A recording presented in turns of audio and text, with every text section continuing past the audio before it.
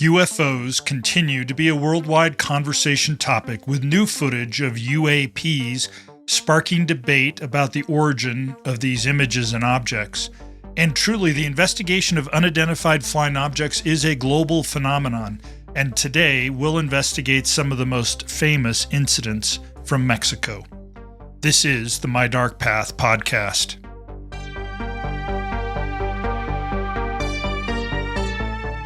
On the morning of August 12, 1883, the Mexican astronomer José A. Bonilla reported that he had been preparing his telescope for observations when he noticed objects passing between the Earth and the Sun. He had been planning to observe sunspot activity when he saw the objects blocking the Sun by flying in front of it. And over the next 48 hours, he took 447 wet plate photographs of over 300 objects passing in front of the Sun. He also took copious notes describing the objects he saw, including descriptions of objects that seemed fuzzy and those that had long, dark tails. Bonilla's observations were not made public until 1886, when they were published in the French astronomy magazine L'Astronomie. Debate immediately followed on what exactly Bonilla had photographed. Bonilla was born in 1853 and died in 1920. He was a highly respected astronomer and was elected the first director of the Astronomical Observatory of the state of Zacatecas in Ciudad de Zacatecas, Mexico in 1882. Some thought Bonilla had photographed insects, birds, or even dirt on the lens. Others argued that the photos could not be explained as natural phenomenon.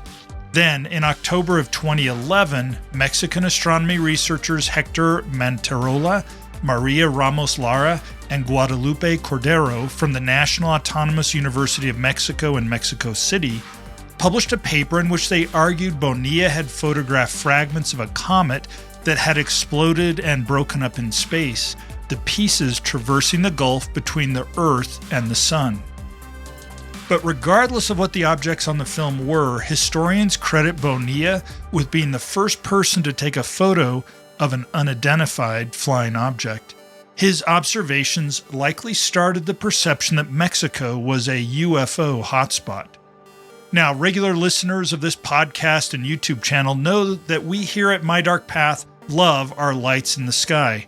And from the Val Johnson incident that we discussed all the way back in our 5th episode, to the more recent analysis of Betty and Barney Hill's close encounter of the third kind, we are fascinated by alien crafts, alien encounters, and stories of strange lights in the sky.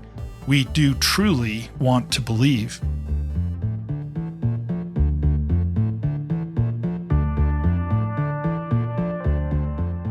Hi, I'm MF Thomas, and welcome to the My Dark Path podcast. In every episode, we explore the fringes of history, science, and the paranormal. So if you geek out over these subjects, you're among friends here at My Dark Path. See our videos on YouTube, visit mydarkpath.com, or find us on Twitter, Instagram, and TikTok. And if you like My Dark Path, check out our Patreon, where subscribers will have access to exclusive full episodes, starting with our special mini-series, a My Dark Path tour of the history, science, and the paranormal in Cold War Moscow that we're calling Secrets of the Soviets. Find us there at patreon.com/mydarkpath. Finally, thank you for listening and choosing to walk the dark paths of the world with me. Let's get started with episode 51. Gentlemen, we are not alone. UFOs over Mexico.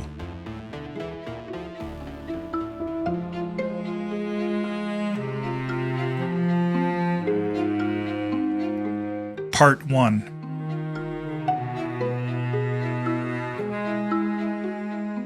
On January 14, 2023, 140 years after José Bonilla took photos of those alleged UFOs, a strange object hovered in the sky above the Estadio Olímpico Benito Juárez soccer stadium in Ciudad Juárez, Mexico, located just across the Rio Grande from El Paso, Texas. Benito Juárez Stadium is home to the Juárez Bravos soccer team, who were playing the Tijuana Solos that afternoon. A fan had snapped a photo of the stadium and shared it with the team, as it appeared to show some type of craft hovering in the distance over the soccer stadium. The team, in turn, jokingly tweeted the photo, adding the caption, quote, "Help, Jaime Musan.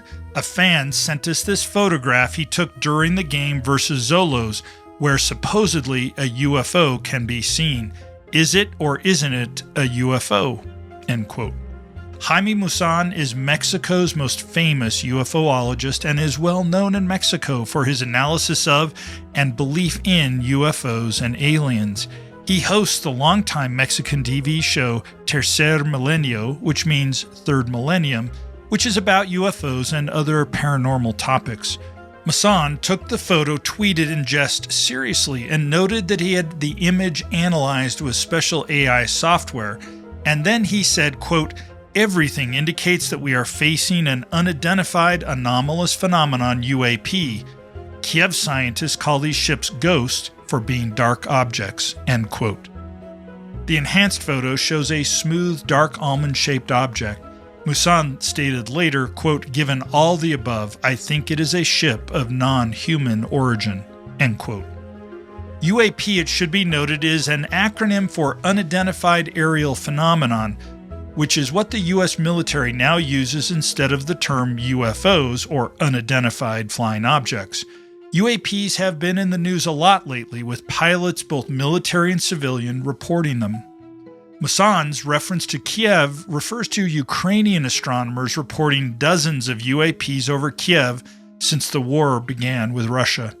Some attribute the increased sightings to the use of drones or additional military aircraft flying around Ukraine. In contrast, others believe the UAPs may be some kind of alien phenomenon, studying how humans wage war. There has been a similar rise in reports of UAPs in the United States, with hundreds officially reported to the American government in 2021 alone. Now, Mexico ranks 7th globally for the number of UFO sightings that are reported. And today on My Dark Path, we'll look at several UFO encounters, from José A. Bonilla's photographs of a century and a half ago to sightings in Mexico from just this year. In Mexico, a UFO is known as an OVNI, an acronym for Objeto Volador No Identificado, which is Spanish for Unidentified Flying Object. The U.S. Southwest and Mexico have long been a hotspot for strange sightings in the sky. Roswell, Area 51, and all sorts of sightings of strange craft have been reported from the American Southwest, and these sightings do not stop at the border. Mexico has also been a magnet, with dozens, if not hundreds, of OVNIs spotted every year. On March 5, 2004, members of the Mexican Air Force Squadron 501 filmed 11 unidentified flying objects in the skies over southern Campeche state, but did not make this information public until May of that year. The MAF pilots flying a routine anti-drug surveillance patrol filmed these OVNIs using infrared equipment. The UFOs appeared to be flying at an altitude of about 11,500 feet. Only 3 of the OVNIs showed up on the pilot's radar, but infrared cameras later showed 11 objects at first in front of the plane, and then trailing it as it turned to head back to base. The video also recorded the crew conversations as they tracked the OVNIs that appeared to be tracking them.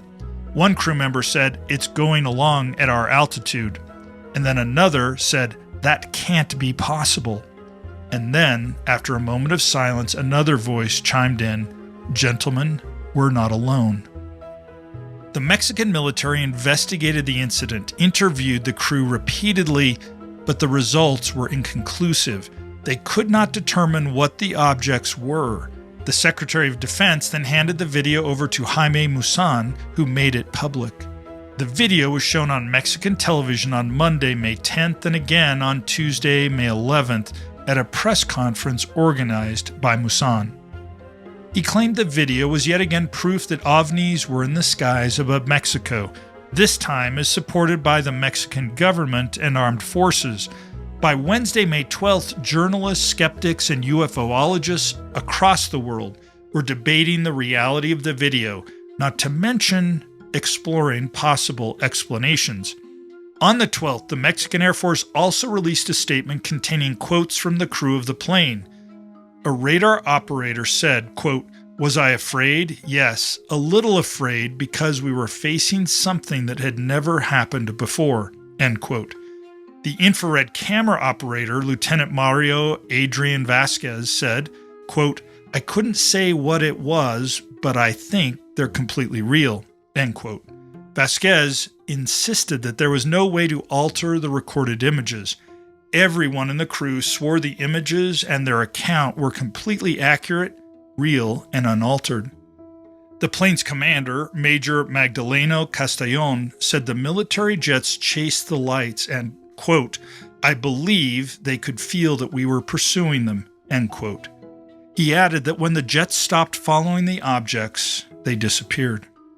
Now, skeptics immediately began to analyze and critique the video and the account.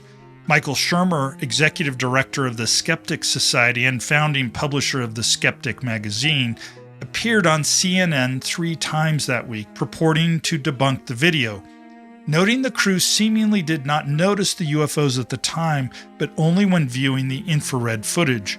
Each version of the story released contained greater details, leading Shermer to quip, quote, "It was like a fisherman's tale growing with each retelling," end quote. Now, while this may be a fair criticism, we would be remiss to note that it is not evidence that there were no objects in the sky, nor does this explain what they actually were. Others have suggested either ball lightning or a meteorite breaking up in the atmosphere as possible explanations, except that ball lightning does not occur at 11,000 feet and meteorites do not hover in the air as the objects in the video clearly do, but instead they fall to the ground. Still, others have suggested satellite debris, secret military vehicles, electrically ignited gas, and even oil rigs in the Gulf burning off flares. Although in the case of the last, we might note that oil rigs are not usually found above 11,000 feet, and how would even the tallest oil rig flare show up on radar as a solid object? The Mexican Air Force stands by its report and the testimonies of the pilot and crews of the jets that observed what were literally unidentified flying objects. And this is just one of many instances in which OVNIs were witnessed by multiple people. And there are those who argue the sightings go back far longer than recorded history.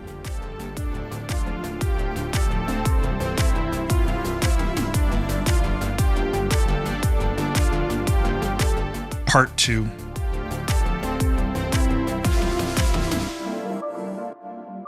My first trip to Mexico was as a preteen when my parents drove us through the country in our green VW camper van.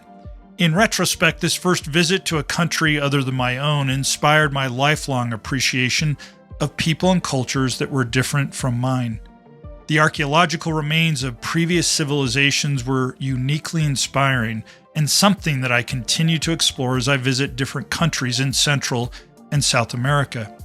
But some researchers continue to think about the linkages between these early cultures and the potential presence of ancient aliens.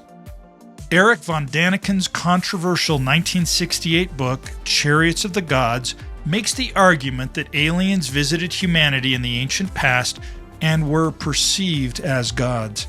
From the heads on Easter Island to the description of a flying wheel of fire by the biblical prophet Ezekiel, von Daniken sees evidence of aliens everywhere, including pre-Columbian Mexico. According to von Daniken, the giant heads carved by the Olmecs, for example, are evidence that aliens had visited Mexico thousands of years ago. The Olmecs were the first major civilization in Mexico. That's not even the name they gave themselves, but instead what the Aztecs called them. We know little about their culture apart from what they left behind: giant carved heads, thrones, and statues, as well as what the Aztecs reported about them. They lived in the tropical lowlands on the Gulf of Mexico in the present-day Mexican states of Veracruz and Tabasco from 1200 to 400 BC. Similarly, von Daniken claims aliens interacted with and taught the Mayans, claiming that the Popol Vuh, the foundational sacred narrative of the Mayans, Originally passed down through oral tradition and was finally written down by the Spanish in 1701, claims the gods knew the entire universe, the 4 cardinal points of the compass, the round shape of the earth, and the feathered serpent who carries the sun across the sky and knows the stars. Von Daniken argues there was no way for the Mayans to know that the world was round, so they must have had to learn it from the aliens. However, the Mayan were a highly advanced people on their own with a profound scientific and mathematical knowledge.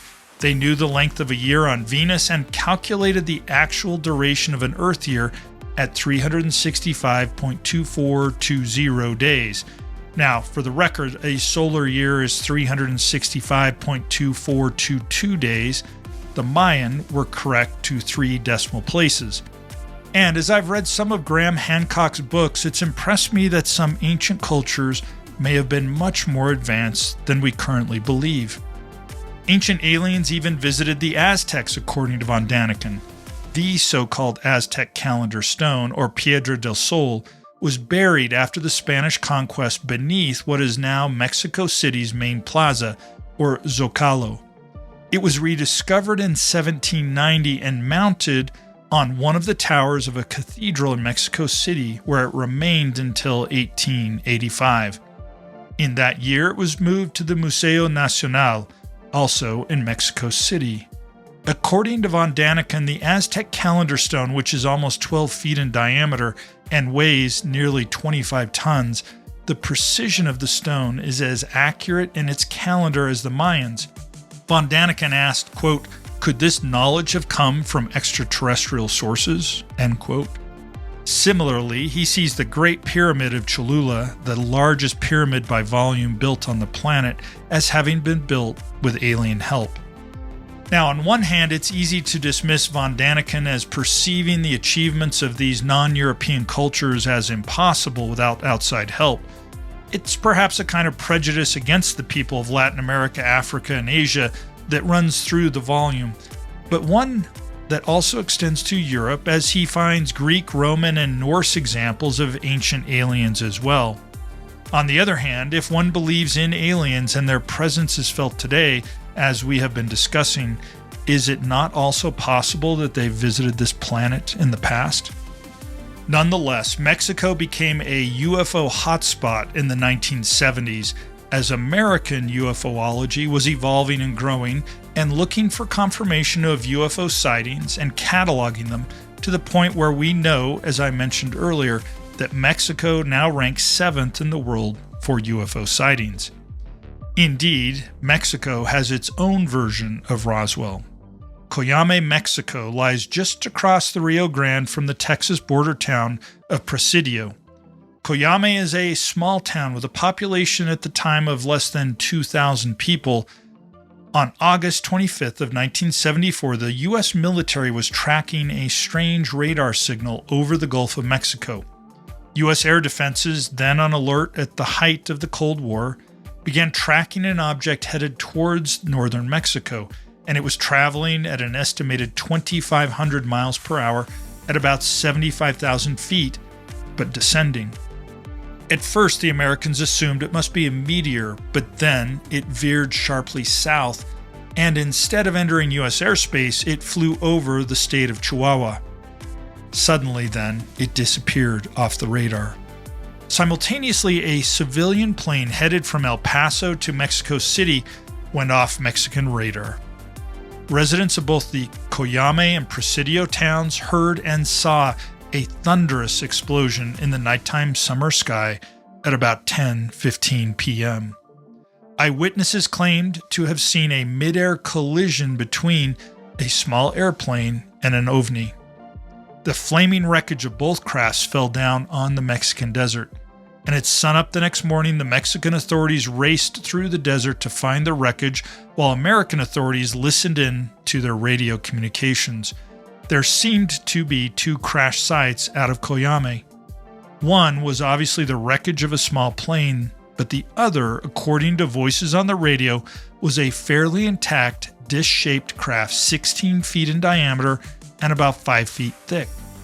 It had no markings, no light, and no indicators of its origin. No bodies were found inside or nearby. It did appear to be dented and damaged, first from the collision with the plane and then from impact with the ground. Mexican officials then declared radio silence. The American government offered to help in search and recovery efforts, but the Mexican government refused. The Americans, however, organized and prepped a recovery team to go into Mexico if needed, and perhaps even intervene if a request wasn't forthcoming. U.S. spy planes high above the desert outside of Cuyame took photographs that revealed a small circular craft that had been loaded on the back of a flatbed truck and moved away from the crash site. The photos also revealed what appeared to be several human bodies still remaining at the crash site. On August 27th at about 2:30 in the afternoon, American officials greenlit a rescue team to enter the area and offer assistance. 4 helicopters departed Fort Bliss for the crash site. Now, allegedly, when the American scientists and soldiers arrived, they found a number of dead Mexican soldiers. There's no indication of how they died or what killed them. And again, allegedly, the Americans then used chains to attach the saucer to one of the helicopters and took the crash ship back to the United States, but no one knows where it was taken to or where it might be now. The entire thing, just like Roswell, was covered up. At least so say those who've studied the history of the crash. Both governments claimed that the Mexican and American militaries were simply there as the event had been the crash of a Cessna involved in drug trafficking, that there were no UFOs, no OVNIs, no aliens or alien technology. Just the Mexican military working with its American counterparts to recover drugs and continue the fight against the cartels. In the book, Mexico's Roswell, the Chihuahua UFO Crash, authors Noé Torres and Ruben Uriarte argue that this is simply a cover story as there are too many unexplained elements for the official story to make sense.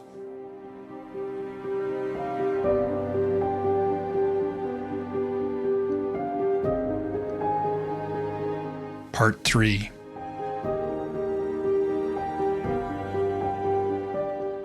Less than a year after the Cuyame crash, another close encounter was reported in the Mexican press. On May 3, 1975, private pilot Carlos de los Santos was chartered to fly a group of engineers from Mexico City to the Pacific coast in his Piper Comanche, a small single-engine prop plane. He dropped the passengers off successfully, refueled, and then started to fly back to Mexico City. The plane was flying east at about 9,000 feet. The weather was clear with good visibility when De Los Santos looked out over his left wing and saw an object hovering directly over the tip of the wing. It was a saucer-shaped object about 15 feet in diameter with what appeared to be a cockpit in the center. He looked over at the right wing and saw another matching craft hovering over that wing as well. Not knowing what else to do, he attempted to descend, but none of his controls worked. His instruments were also unresponsive.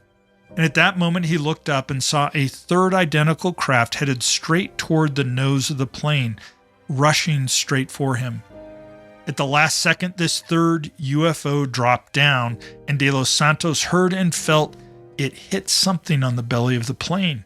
He then realized the third object had locked him in place.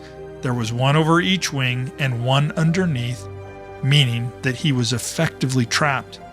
He radioed air traffic control in Mexico City. The recording of his emergency call demonstrates that he was truly panicked. Quote, "Mayday, Mayday, Mayday. This is Alpha Uniform. I've lost control of the plane. 3 UFOs are surrounding the plane." End quote. Under the control of the strange craft surrounding him, De Los Santos reported that the plane began to ascend, eventually reaching almost 15,000 feet. While that altitude is not dangerous, as the Piper Comanche can safely fly up to 19,000 feet, imagine what De Los Santos was feeling at that moment. 3 UFOs had surrounded his plane and raised it almost 6,000 feet from where it had been, and he with no control over the plane. Finally, after reaching 15,000 feet, the 3 crafts suddenly flew off, disappearing as quickly and easily as they appeared. De Los Santos found himself with control over the plane again, and he immediately began descending to Mexico City, terrified that the craft might return. Sightings continued regularly in the following decades, but the next major OVNI event was in 1991.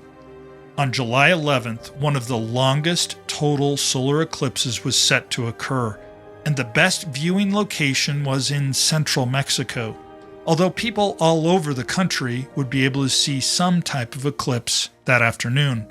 People flocked to the pyramids to see the eclipse from the heart of the Mayan and Aztec cultures, and about 1 p.m., just as the eclipse began, the sky also began to darken. Now, let's remember at this point in history, individuals owned high-quality cameras and video cameras, so thousands of people were taking pictures of or filming the eclipse, perhaps more than had ever recorded an eclipse in history to that point. And just as José A. Bonilla had pointed his telescope at the sun and saw unidentified objects through it, hundreds of individuals saw and photographed several round and cylindrical-shaped metallic objects in the sky near the eclipse. Professional astronomers made the case that what people were seeing and photographing was merely the planet Venus, made visible by the dimming of the sun. UFO researchers argue that Venus was not in the sky where the videos showed the OVNI to be, and furthermore, the UFO moved in a manner that a planet would not. But regardless of what the eclipse OVNI was, the floodgates had broken and a national conversation about UFOs over Mexico began. More individuals began watching the skies with cameras, both still and video.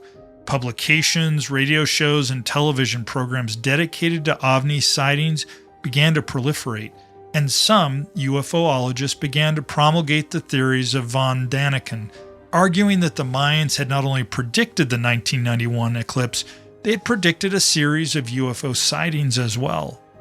The Dresden Codex was frequently cited as a Mayan text that showed UFOs and predicted their return. And almost overnight, sightings leaped 100-fold throughout the country. 3 years after the eclipse sightings, on July 28, 1994, another close encounter similar to Carlos de los Santos's was experienced by Captain Raimundo Cervantes, an Aeromexico DC-9 pilot with 4 decades of flight experience and tens of thousands of hours in the air. While flying from Guadalajara to Mexico City, he began his approach to the international airport, and at about 5,000 feet, the plane collided with something.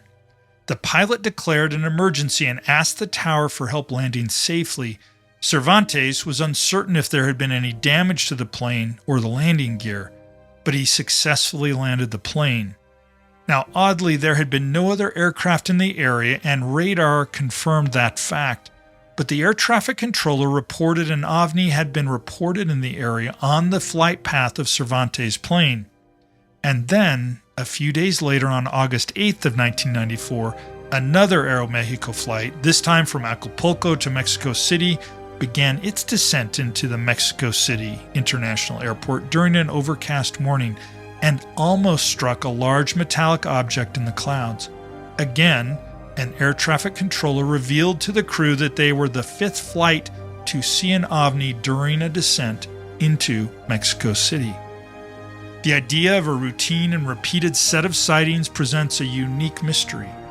Why did a number of planes flying from different directions at different times of day under different weather conditions all encounter the same phenomenon? Now, mountains in particular seem to draw OVNIs and often provoked repeated viewings, just as with the sightings outside of the Mexico City International Airport in 1984. Beginning on December 31st of 2007, or New Year's Eve, circular lights appeared in the sky over the Pie de Minas mountain in Mezcala. They were seen and filmed by multiple groups of unrelated people. Another mountain that continues to draw OVNIs is in Monterrey, where UFOs have been seen over the Sierra de la Silla mountain, once even filmed accidentally during the making of a commercial for Coca-Cola. No one saw it at the time, but a review of the footage showed an elliptical object moving fast in the daylight hours past the mountaintop. Similarly, beginning in 2015, a number of different individuals at different times and at different locations had seen a strange series of lights above the Popocatépetl volcano and Atlixco, Mexico. Most recently, in January 2023, Carla Garcia posted photos of a UFO over that volcano that her boyfriend Luis Guerra took. Guerra had been preparing the backyard for a family breakfast when a blast of sound from the volcano made him look up. He used his phone to take photos of the moon settling behind the volcano's cone. But when he examined his photos, he saw what appeared to be a giant saucer-shaped OVNI hovering over the erupting volcano. Interestingly, their house lies just 1,600 feet from where a UFO monument was erected in the year 2000 under the orders of the then mayor of Atlixco. Popocatépetl, it turns out, is not just an active volcano but another Mexican UFO hotspot, so much so that the previous mayor had a monument to them constructed in the center of town, perhaps to encourage tourism. Locals claim aliens are studying Earth's geothermal activity to have a better understanding of our planet. And it seems that if you want to see a UFO, visit a mountain or volcano in Mexico.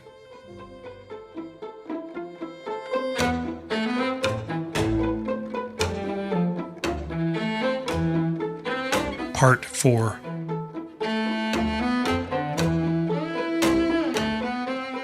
In Tamaulipas State, on Mexico's Gulf, lies Playa Miramar, or Miramar Beach, which is one of the most beautiful beaches on the Gulf of Mexico. 6 miles of golden sand allow for camping, kayaking, scuba diving, windsurfing, and kite surfing, with gentle but sizable waves and a strikingly beautiful blue ocean. It is a tourist hotspot and busy year-round, but allegedly not all the tourists are from this planet. Most extraordinarily, the residents of the nearby cities of Madero and Tampico believe they are protected from hurricanes by an alien base called Amupac, just off Playa Miramar, deep under the water. Nathaniel Janowitz reported last November that the locals did not fear the approaching tropical storm Karl because their belief that the aliens would protect them, and lo and behold, Karl did indeed turn and head south away from Miramar, Madero, and Tampico, making landfall much further down the coast where it caused damage and death. The locals believe that the aliens at Amupac monitor the weather in the area and protect the people of the nearby cities. Now, in their favor, extreme weather events do seem to avoid that area of the coast, almost unnaturally so. And for the people around Miramar Beach, the legend of Amupac has become an important part of the local tourist trade. There are alien-themed restaurants named after Martians, gift shops that sell alien stuffies and t-shirts with pictures of UFOs that read Playa Protegida, or Protected Beach. According to locals, on August 6, 1967, several slow-moving, unidentified flying objects were seen in the skies over Tamaulipas. The next day, on August 7th, the local paper El Sol de Tampico ran the headline Platillos Voladores sobre Tampico, or Flying Saucers over Tampico. The article claimed that thousands of locals witnessed the UFOs and even reported that officials working at the local airport control tower reported that there were 9 unidentified objects that were tracked on radar.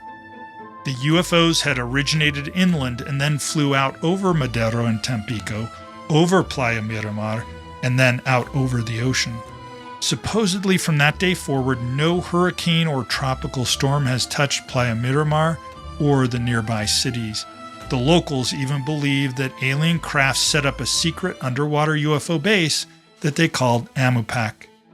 A local UFO investigation group called OVNI Scientific Investigation Association of Tamaulipas, its Spanish acronym is AICOT, has carried out numerous investigations of UFOs in the Tamaulipas area and of Amupac.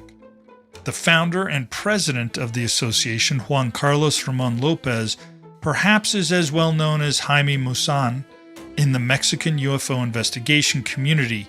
He claims that he has been to Amopac as a part of a guided meditation on July 19, 2013, during which he projected his astral body under the Gulf and saw the base and the beings who exist there.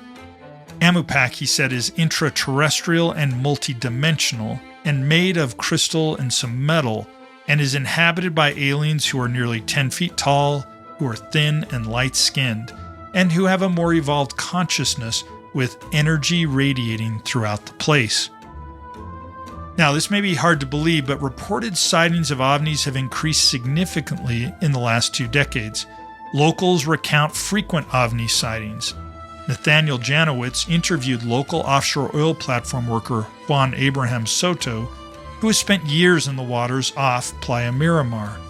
Based on his experiences having seen many OVNIs over the Gulf throughout the years, he theorizes why the cities and beaches are protected.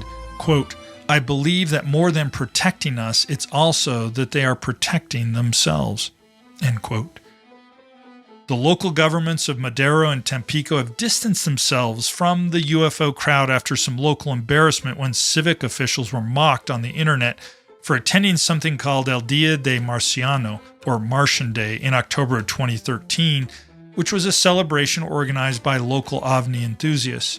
Madero even erected a statue of a Martian at Miramar Beach in 2013, which local officials then later disavowed.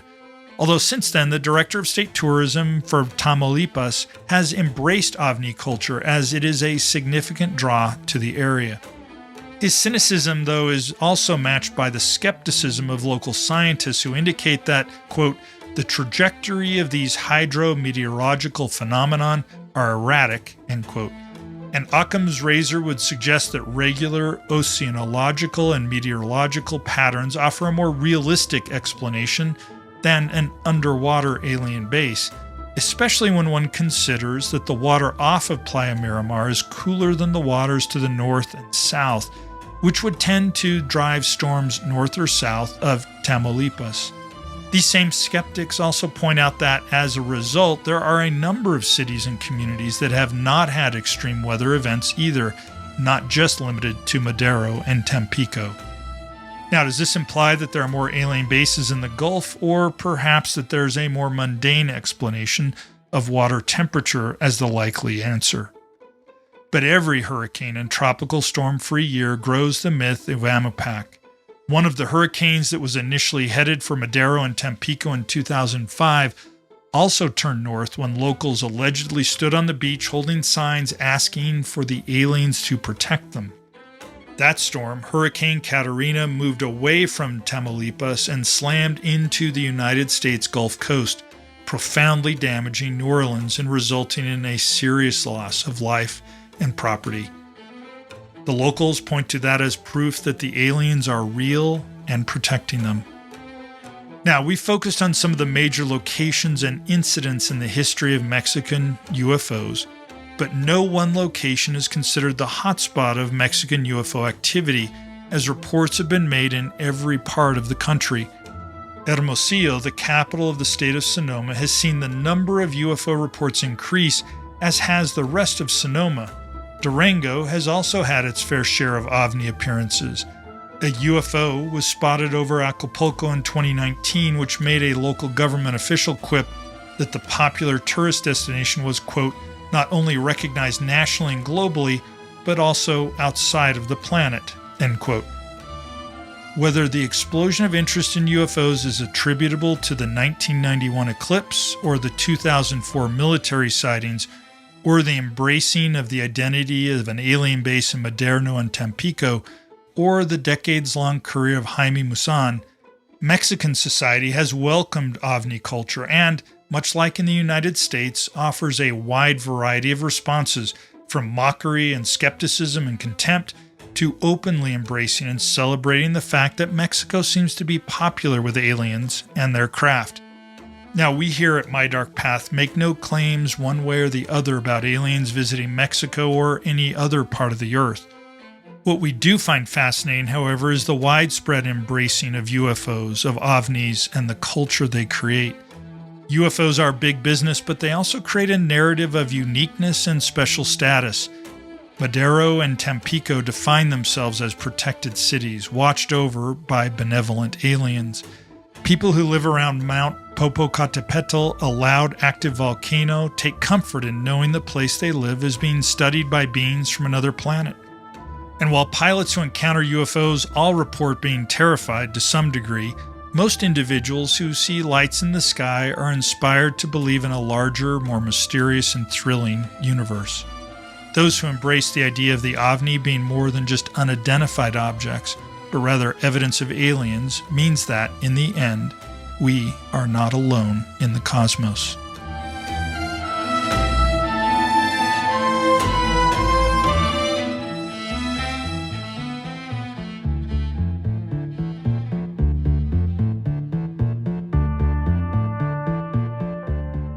Thank you for listening to My Dark Path. I'm MF Thomas, the creator and host, and I produce this show with our engineer and creative director, Dom Purdy. And this story was prepared for us by Kevin Wetmore. Big thank yous to each of them and the entire My Dark Path team. Please take a moment and give My Dark Path a 5-star rating wherever you're listening. This really helps the show, and we'd love to hear from you. And here's a recent review that I picked up from a recent YouTube episode about the haunted Taipei Hyatt. Quote, "I lived in Taipei as a kid and don't believe in ghosts, and this is the most absorbing video I've seen in a very long time. So glad I found it. Thank you for this gem." End quote. I'm grateful for comments like that and for all of our listeners and viewers around the world. Again, thanks for walking the dark paths of history, science, and the paranormal with me. Until next time, good night.